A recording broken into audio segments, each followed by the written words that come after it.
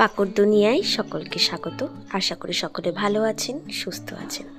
পাকু বাড়ি যাবে বলে স্টেশন চলে এসেছে দিদার সাথে। অনেকদিন মামার বাড়িতে থেকেছে, আজকে যাচ্ছে বাড়িতে।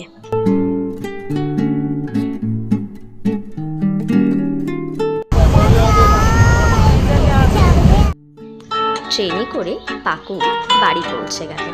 বাড়ি এসে তার দিদার সাথে কাণ্ড দেখুন।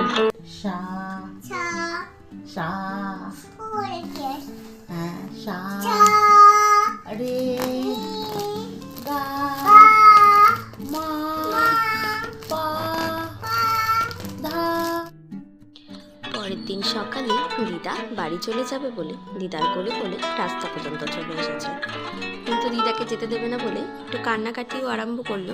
যা হোক, শেষমেশ এলো আমার কাছে। মেয়েকে রেখে গেছিলাম রান্না করতে।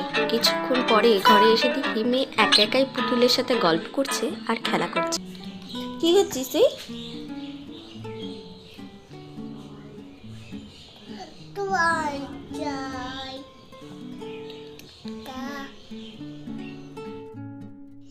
এরপর সন্ধেবেলা দিদাকে ফোন করে ভিডিও কলে কান্নাকাটি শুরু।